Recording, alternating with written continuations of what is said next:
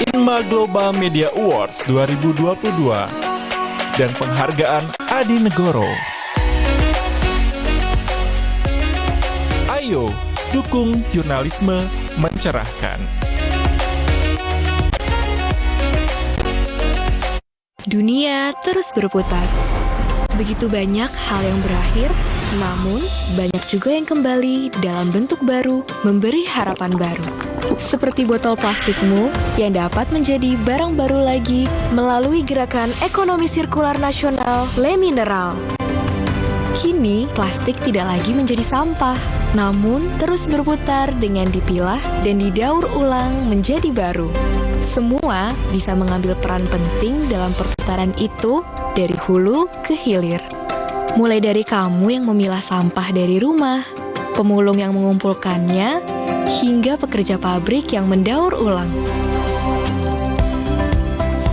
Bersama gerakan ekonomi sirkular nasional Le Mineral, mari jadikan botol plastikmu jadi baru lagi.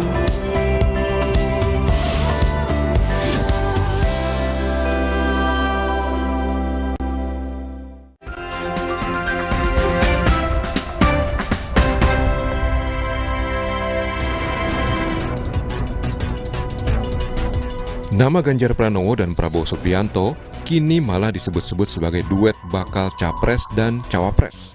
Namun yang jadi pembahasan siapa bakal capresnya, Prabowo atau Ganjar. Isu ini mencuat setelah keduanya ikut mendampingi Presiden Joko Widodo saat panen raya di Kebumen, Jawa Tengah beberapa waktu lalu. PDI Perjuangan memang belum menentukan bakal capres.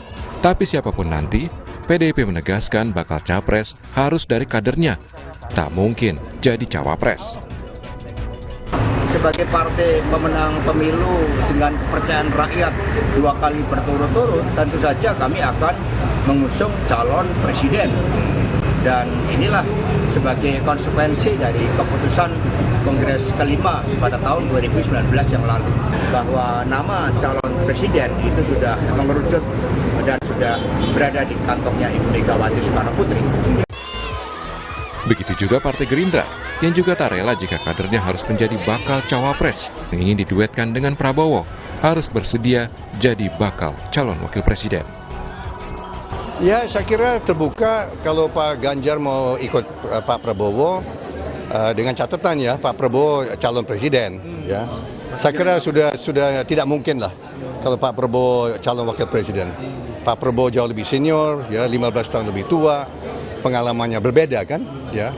So saya kira kalau Pak Ganjar mau ikut, mau diduetkan atau diduokan dengan Pak Prabowo, ya saya kira kami terbuka untuk itu, Pak Prabowo terbuka ya.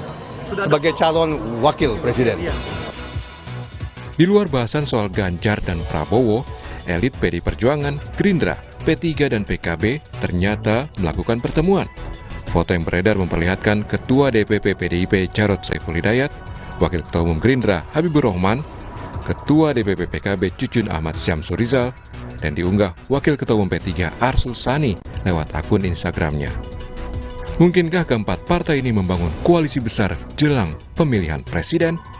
Tim Liputan Kompas TV.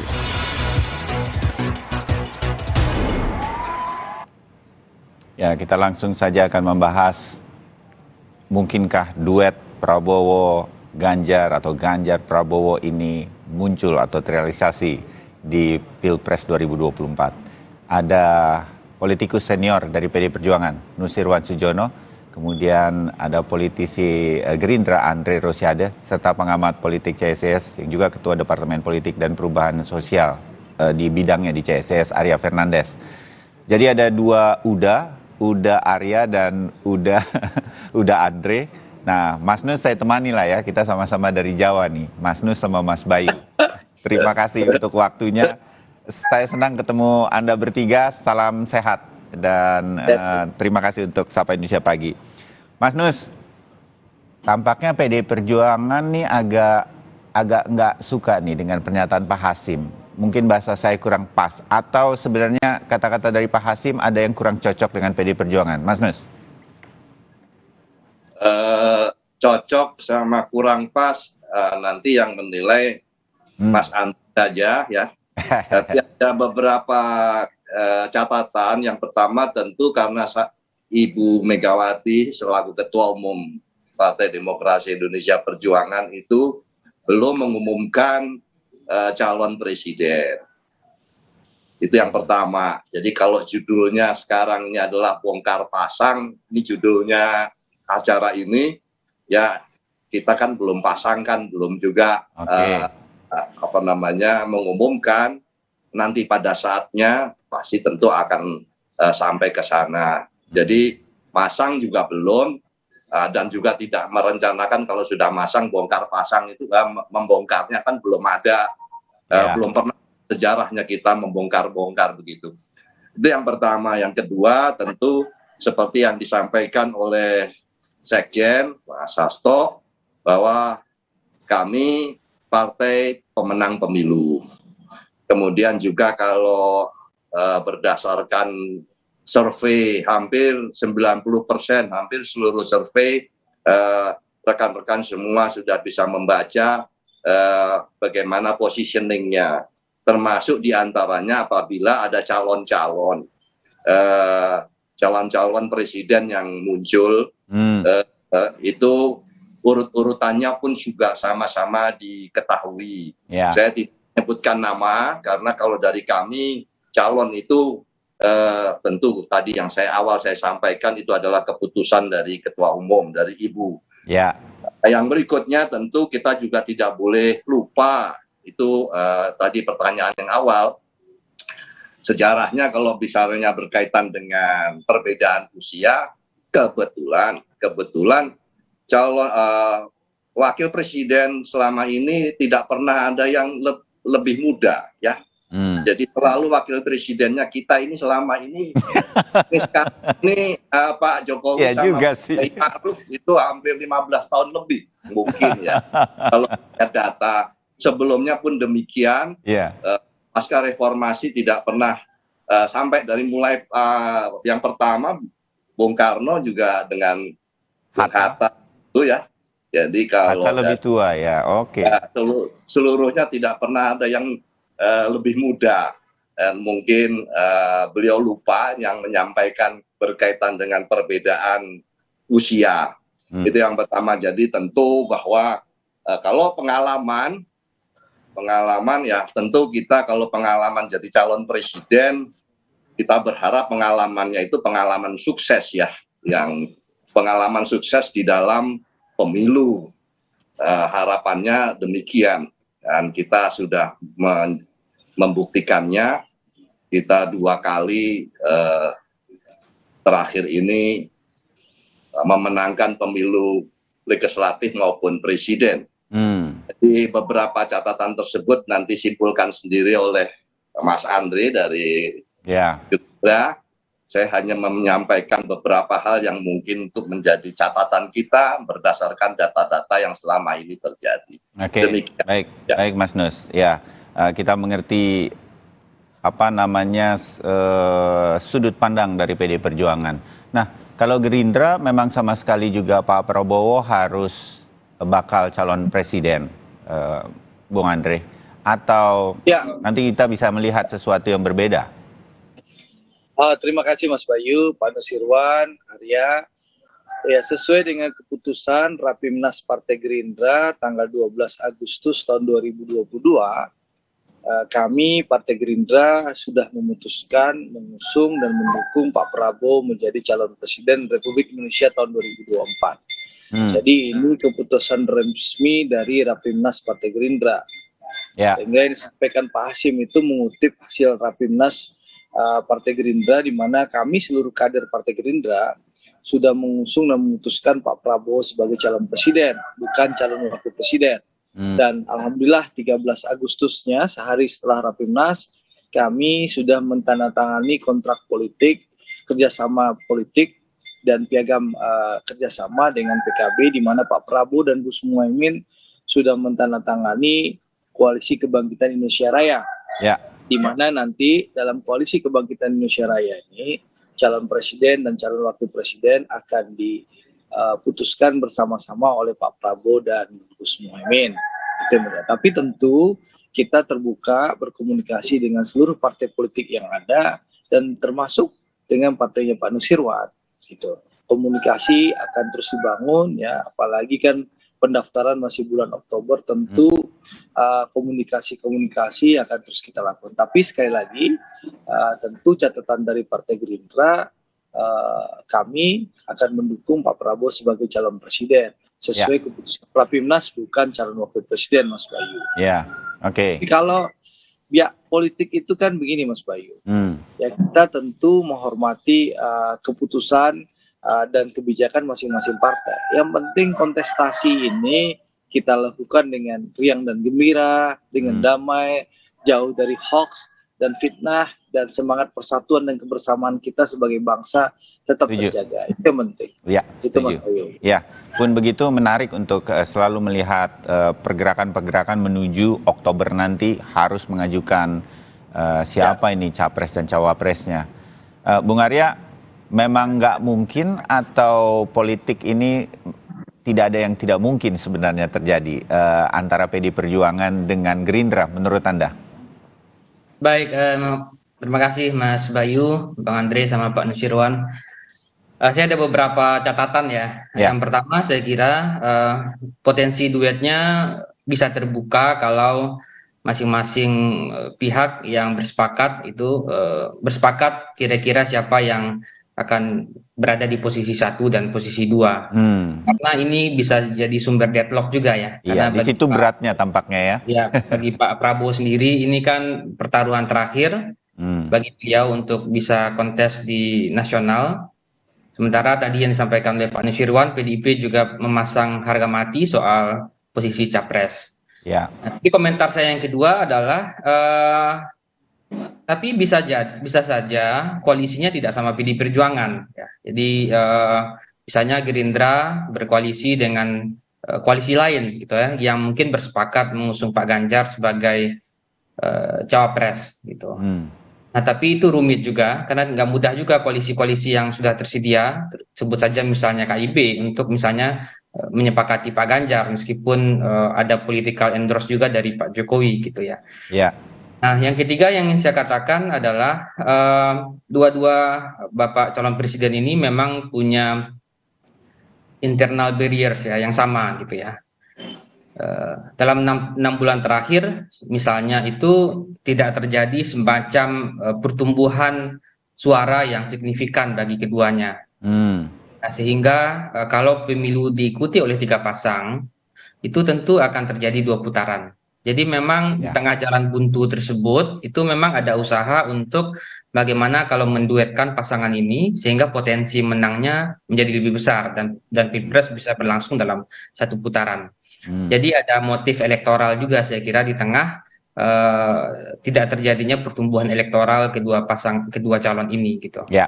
Kalau dari pertimbangan yang ketiga tadi sedemikian rupa dan kemudian kita melihat orang harus ingat lagi bahwa Ibu Mega sama Pak Prabowo tuh sebetulnya nggak ada masalah sebagai pribadi dan lain-lain dalam memimpin 2 partai politik ini. Dan kalau 2 pucuk pimpinannya sudah jabat tangan istilahnya, apalagi kalau udah sarapan nasi goreng bikinan Ibu Mega begitu, mungkin saja kan hal-hal yang tidak mungkin itu terjadi sedemikian rupa. Bung Arya, Anda saya kira iya ya. Pada satu titik mungkin saja Pak Prabowo bisa legowo untuk menjadi cawapres. Karena dulu kita nggak pernah membayangkan Pak Prabowo bersedia menjadi Menteri Pertahanan di bawah di kedua Pak Jokowi, gitu ya. Nah, tapi tentu itu jadi PR juga bagi Partai Gerindra karena tentu dengan mengusung Pak Prabowo sebagai calon presiden itu tentu akan memberikan berkah juga bagi caleg-caleg Partai Gerindra ya. Karena figur Pak Prabowo yang sangat dominan, yang sangat berpengaruh, gitu. Tapi tentu kemungkinan dalam politik ini serba terbuka ya, dan pada satu titik misalnya kalau deadlock terjadi, kalau memang PDIP dan Gerindra akan berkoalisi dan deadlock terjadi, tentu harus ada yang mengalah ya, dan tidak terbuka juga kemungkinan apakah Pak Prabowo sebagai cawapres atau Pak Ganjar sebagai cawapres. Kita akan tunggu nanti kira-kira akan seperti apa. Ya, Mas Nus masih hal-hal semacam itu kan nggak bisa dinafikan juga bahwa itu mungkin saja terjadi. Ibu Mega tentu bukan orang yang menutup mata terhadap banyak hal begitu. Walaupun kader pasti, kalau saya kader PD Perjuangan, saya kader Gerindra, semangat kita tentu untuk capres begitu. Mas Nus. Ya, seperti Mas Bayu tadi sampaikan, ya wajar saja kalau partai itu mencalonkan dari partainya itu sudah sepatutnya demikian. Ya. Malah aneh kalau ada partai tapi tidak mencalonkan kadernya. Ya itu dia mencalonkan kadernya sendiri. Jadi kalau dalam posisi saat ini sudah sepatutnya untuk memberikan semangat kepada seluruh jajaran untuk mencalonkan dari kader partainya, seperti yang sudah ditegaskan pula oleh Ibu Ketua Umum Ibu Megawati pada ulang tahun yang sudah dinyatakan bahwa akan calon presiden itu dari kader partai, kan begitu.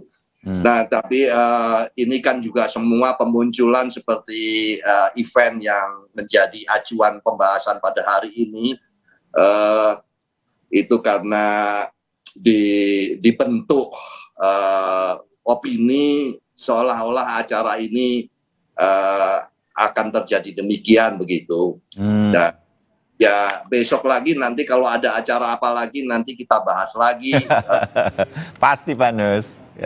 Jadi betul juga. Maksud saya itu perjalanan ya dinamikanya begitu cepat dan perkembangannya juga demikian cepat pula, maka ini tidak perlulah kita terlalu terburu-buru untuk membuat mengandai-andaikan kondisi besok-besok itu bagaimana dan sebagainya, karena toh nanti pada Oktober baru akan diputuskan, nanti akan tergambar sebenarnya profilnya seperti apa begitu. Ya. Yang pada saat ini terjadi adalah kita masih bisa memegang apa yang dikatakan Ibu Mega sebagai Ketua Umum PD Perjuangan lah sejak Januari kemarin. Bung Andre, saya akan tanya 1-2 hal berkaitan dengan koalisi dengan PKB dalam Kebangkitan Indonesia Raya setelah jeda ya. Tetap bersama kami. Oke, baik.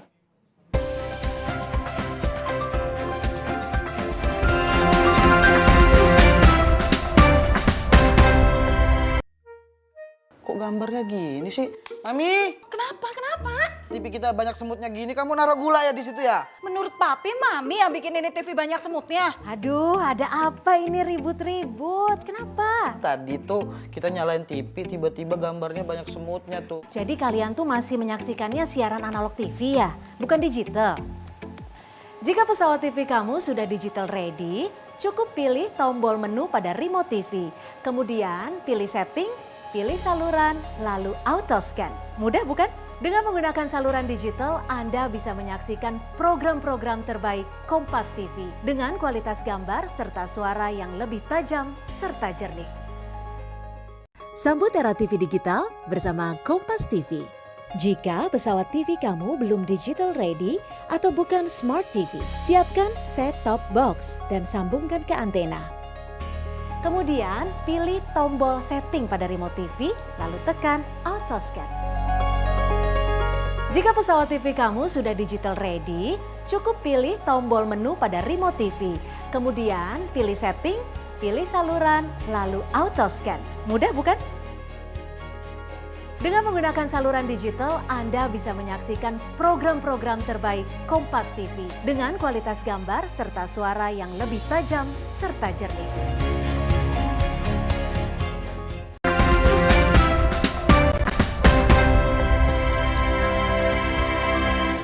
Ya, kita sambung lagi, saudara.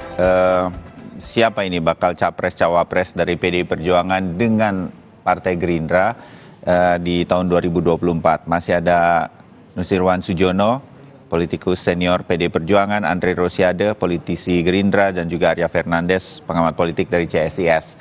Saya ke Bung Andre lebih dulu, karena saya penasaran kalau dengan Ya, kita sebutlah upaya Pak Jokowi untuk mengajukan pasangan di 2024. Kalau kita sebut ada Pak Prabowo dan Pak Ganjar yang disuruh menemani di panen raya di Jawa Tengah kemarin di sawah, begitu. Ini upaya untuk kemudian menawarkanlah kepada publik. Sebutlah begitu. Nah, toh Gerindra tampaknya punya beberapa kendala karena sudah ada janjian kan dengan PKB, dengan Caimin. Nah, ini juga mendapatkan respon dari PKB atau kemarin-kemarin ini atau beberapa hari terakhir ini PKB aman-aman saja karena selalu yakin dengan komitmen dari Gerindra, Bung Andri? Jadi komunikasi dengan PKB baik sekali ya Mas Bayu. Berapa hari, minggu lalu kan Pak Prabowo menemani Presiden kunjungan kerja ke Kebumen di Jawa Tengah, di mana Pak Prabowo diminta oleh Presiden mendampingi beliau. Nah, hari Minggunya Mas Bayu, hari ini kan hari Selasa ya, berarti 2 hari yang lalu, hari Minggu, itu Pak Prabowo bertemu dengan Gus Muhaimin dan juga bersama-sama Gus Muhaimin mengunjungi Gus Ali di Surabaya. Jadi komunikasi sangat baik, sangat cair dan juga terus dilakukan oleh Pak Prabowo dan Gus Muhaimin, apalagi memang dalam piagam kerjasama Koalisi Kebangkitan Indonesia Raya antara Gerindra dan PKB itu sudah disebutkan Mas Bayu bahwasanya calon presiden dan calon wakil presiden akan diputuskan bersama-sama oleh Pak Prabowo dan Gus Muhaimin. Jadi tinggal tunggu waktu yang baik. Oh, dalam piagam itu nggak harus Caimin jadi wapres ya? Boleh tahu? Keputusannya itu calon presiden dan wakil presiden diputuskan secara bersama-sama oleh Pak Prabowo dan Gus Muhaimin. Jadi beliau berdua, jadi 2 partai ini Gerindra dan PKB sudah memberikan mandat ya, kepada Pak Prabowo dari Gerindra, PKB kepada Gus Muhaimin. Jadi 2 tokoh inilah yang akan memutuskan dan mengumumkan siapa calon wakil presiden dan calon wakil presiden dalam Koalisi Kebangkitan Indonesia Raya. Nah, kami kader Gerindra dan juga teman-teman PKB pasti menunggu 2 tokoh bangsa ini yang akan memutuskan dan mengumumkan. Ya, PKB sempat mengatakan kalau bisa sebelum Ramadan sih sudah kemudian muncul ini siapa bakal cawapresnya. Kita berpikir ini pasti Caimin berharap dia diusung menjadi cawapres dalam koalisi ini.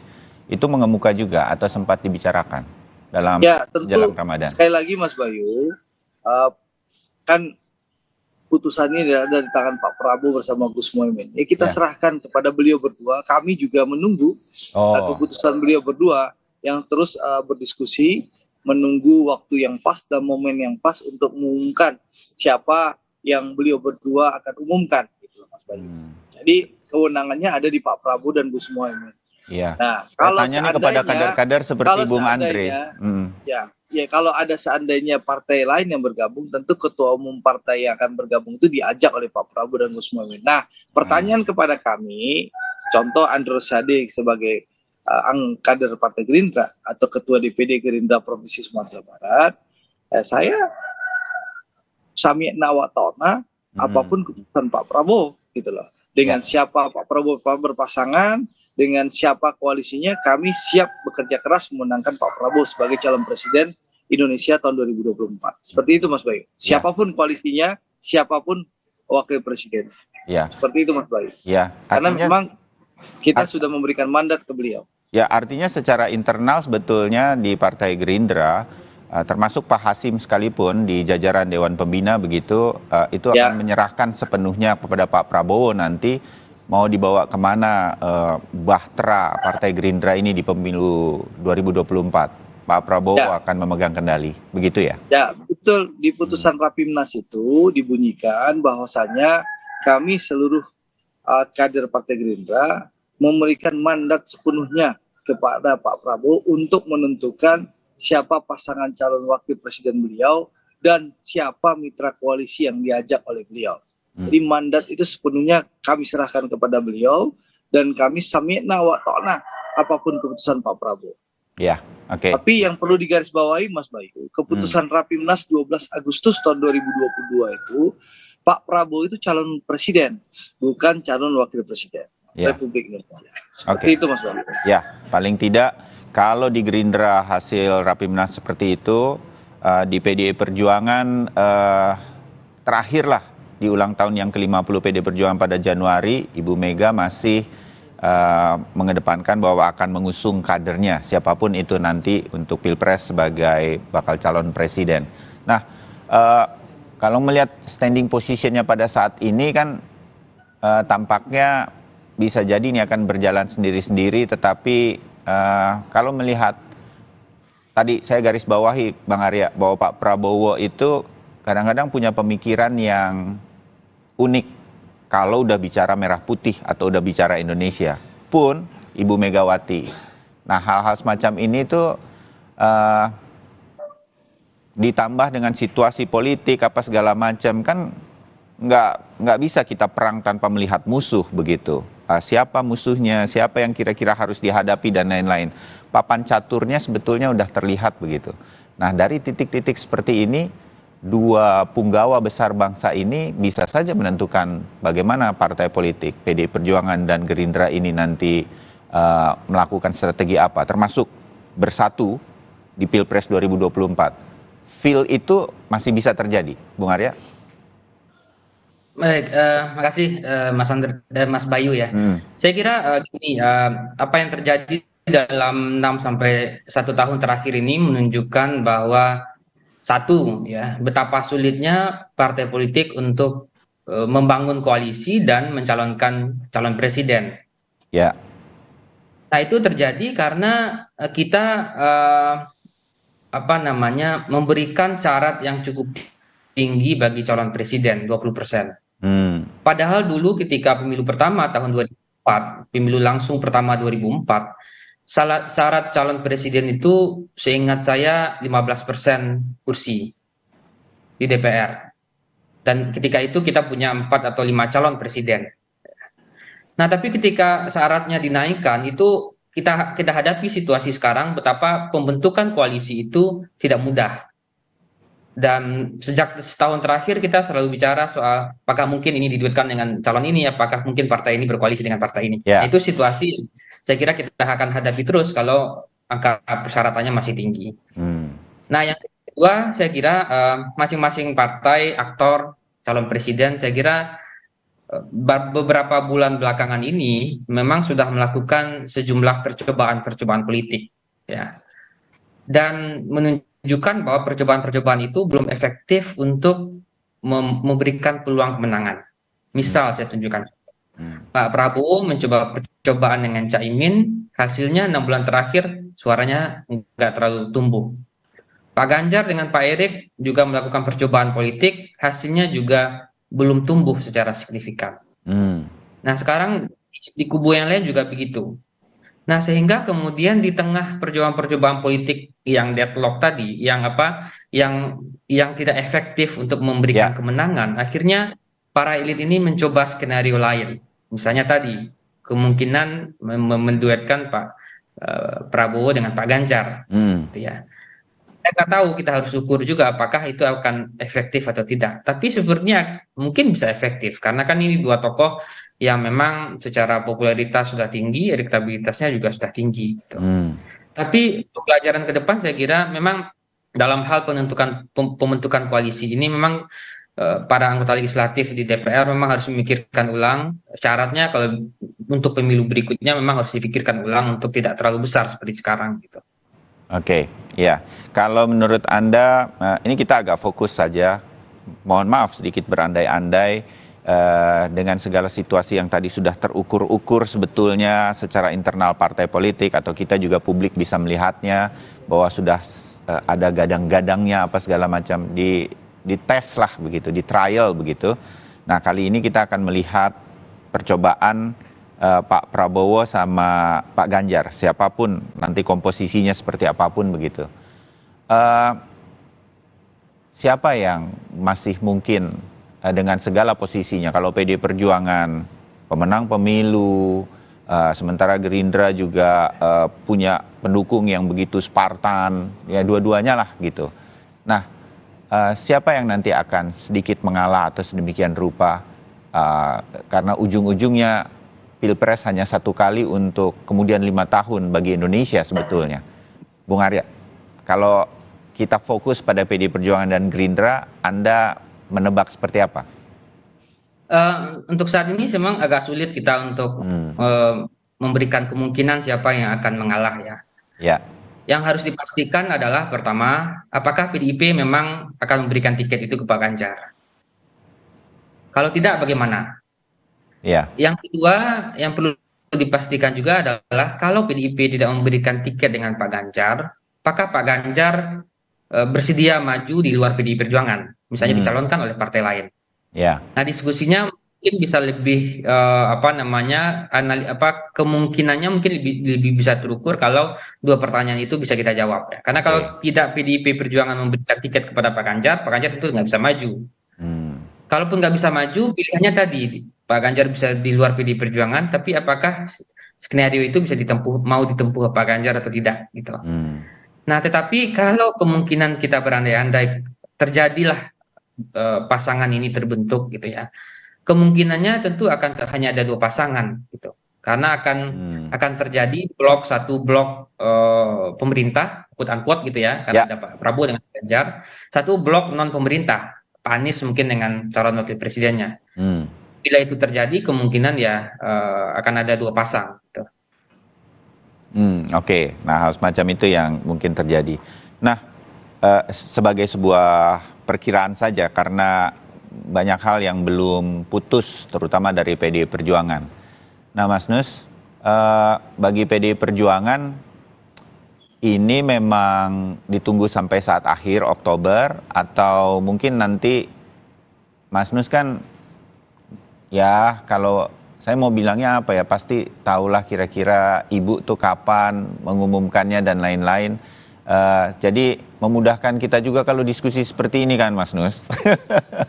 Karena pengen tahu juga gitu. Atau feel-nya Mas Nus deh berkaitan dengan ini itu Ibu kapan? Apakah Juni nanti atau kemudian menjelang Oktober? Atau paling tidak kalau boleh saya ingin gitu, Mas Nus berharap itu kapan?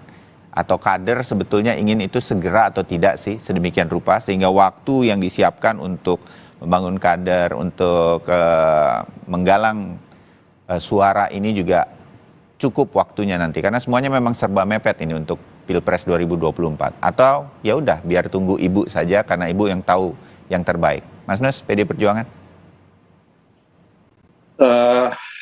Seperti Mas Bayu itu tentu hafal dengan keputusan-keputusan pada pemilu-pemilu yang lalu. Jadi saya pun terserah mau menilainya seperti apa, saya pun tidak dalam kapasitas, tidak dalam kemampuan untuk bisa mengetahui hal tersebut. Jadi mungkin tidak nyaman dengan jawaban saya yang seolah-olah ini sepertinya selalu berulang-ulang, tapi bagaimanapun tentu itu adalah kewenangan Ibu dan saatnya dan kapan beliaulah yang paling mengetahuinya. Saya tidak cukup ada keberanian untuk mengira-ngira tersebut. Jadi tidak apa-apa, sabar itu tentu menjadi hal yang baik kalau kita ikuti dengan proses yang selama ini terjadi. Dan berkaitan mungkin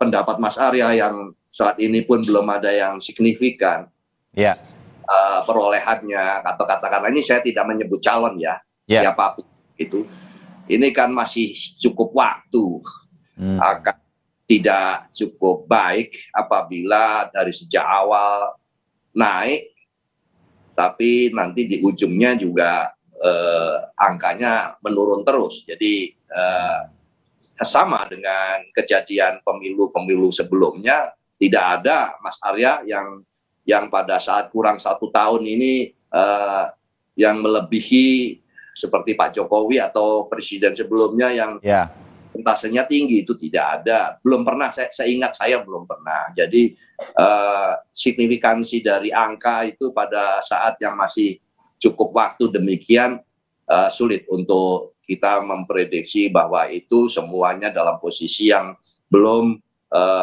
menonjol demikian ya. Meskipun kalau berdasarkan elektabilitas yang calon-calon yang ada sekarang, sekali lagi saya tidak menyebut nama ya, karena itu nama itu ibu yang punya kewenangan, bahwa kalau kita melihat data-data yang ada, meskipun dari ranking 1, 2, 3, 4, dan 5, dan selanjutnya kita sudah membaca ada perbedaan angka yang cukup lebar sebetulnya ya. Apakah itu yang dilakukan oleh Mas Arya maupun peneliti yang lain, angka-angkanya tidak terlalu berbeda jauh.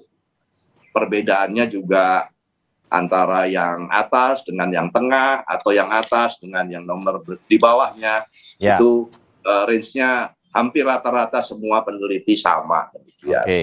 Jadi mungkin semakin lama, semakin mendekati, nanti akan ada perkembangan dan dinamika dari perolehan suara publik itu seperti apa. Itu yang akan saya sampaikan. Yang terakhir bahwa sekali lagi kita juga melihat pengalaman yang selama ini terjadi. Semua tentu kalau ditanya ya mencalonkan kadernya dari partai masing-masing. Kita itu tadi saya katakan itu adalah sepatutnya memang demikian ya. Nah, tapi pada saatnya nanti tentu akhirnya akan mengerucut, dan buktinya juga mohon maaf ya, yang tadinya juga kencang dengan untuk menjadi calon presiden ya akhirnya masuk di kabinet juga begitu ya. Jadi sebetulnya itu adalah dinamika di dalam nanti pengambilan keputusan di dalam proses melakukan menjalankan pemerintahan pada saatnya. Iya, oke.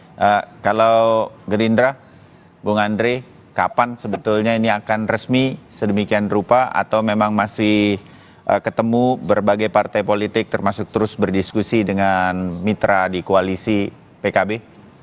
Ya, kalau Partai Gerindra jelas, Partai Gerindra mencalonkan kader terbaiknya menjadi calon presiden, yakni Pak Prabowo Subianto. Jadi kita tidak perlu mencari kandidat lain di luar kader kami. Kami mengusung namanya Pak Prabowo sebagai kader terbaik kami. Lalu yang kedua, alhamdulillah kita sudah punya koalisi dengan PKB, Koalisi Kebangkitan Indonesia Raya. Tapi tentu sesuai dengan komitmen Pak Prabowo dan juga Gus Muhaimin, kita akan terus berkomunikasi dengan partai-partai yang lain ya, untuk terus memperkuat koalisi ini, dan insya Allah bisa memenangkan kontestasi di pemilu 2024 nanti. Lalu menyinggung soal Pak Nusirwan, katanya soal presiden akhirnya masuk kabinet juga, kan mungkin menyindir Pak Prabowo. Saya ingin menegaskan, yang dilakukan Pak Prabowo dan Pak Jokowi itu kemarin adalah rekonsiliasi dalam rangka menjaga persatuan nasional. Jadi ini butuh kebesaran jiwa, butuh jiwa negarawan, jiwa patriot demi menjaga persatuan nasional. Jadi bukan karena Pak Prabowo meminta jabatan menteri kepada Pak Jokowi, tapi ini semangat rekonsiliasi untuk menjaga persatuan, dan memang ada ajakan dan permintaan dari Pak Jokowi mengajak Pak Prabowo masuk kabinet supaya menunjukkan persatuan itu benar-benar nyata di mata. Dan alhamdulillah persatuan yang dilakukan oleh Pak Prabowo dan Pak Jokowi itu, Pak Nusirwan, itu dinikmati oleh rakyat Indonesia. Di saat pandemi COVID-19 melanda seluruh dunia, Indonesia ya, karena persatuan Pak Prabowo dan Pak Jokowi inilah pemerintah mampu menghadapi wabah pandemi COVID-19. Ya, di saat seluruh dunia menghadapi krisis ekonomi, pangan, energi, dan juga ketidakpastian perang Rusia dan Ukraina, ya, persatuan yang dilakukan oleh Pak Prabowo dan Pak Jokowi ini mampu menjadikan Indonesia menjadi negara yang mampu menghadapi krisis, gitu loh Pak Nusirwan. Jadi itu yang dilakukan oleh Pak Prabowo dan Pak Jokowi. Nah, untuk itu di 2024 nanti ketidakpastian ya masa depan dunia ini, kita butuh pemimpin kuat dan tegas. Jawabannya satu, Prabowo Subianto, pemimpin kuat dan tegas dan bisa melanjutkan kesuksesan pemerintahan Pak Jokowi. Baik, gitu. kita tunggu. Berarti saya mau berkoalisi dulu dengan Bung Arya. Saya Mas dari Jawa dengan Uda dari Padang sama Bung Arya. Kita menunggu dua koalisi ini mungkin terjadi atau tidak, tapi kita yakin dua-duanya akan berbuat yang terbaik di Pilpres 2024, baik PDI Perjuangan maupun Gerindra untuk Indonesia. Nah, mudah-mudahan kita setuju untuk itu. Kita tunggulah kiprah dari PDI Perjuangan dan Gerindra dengan keputusannya menjelang Oktober nanti. Terima kasih Pak Nursiwan, terima kasih Bung Andre, terima kasih Bung Atia. Terima kasih Mas Bayu, Pak Nursiwan. Selamat pagi, salam sehat. Ya, selamat pagi. Ya, dan saudara, kami masih akan kembali untuk Anda setelah dialog tadi dengan informasi mengenai Kejaksaan Agung yang akan kembali memeriksa Menteri Komunikasi dan Informatika Johnny G. Plate hari ini. Sebelumnya Kejaksaan Agung sudah memeriksa 7 orang saksi dalam kasus dugaan korupsi proyek menara seluler 4G atau 4G dan infrastruktur bakti Kementerian Komunikasi dan Informatika tahun 2020 hingga 2022. Kami segera kembali.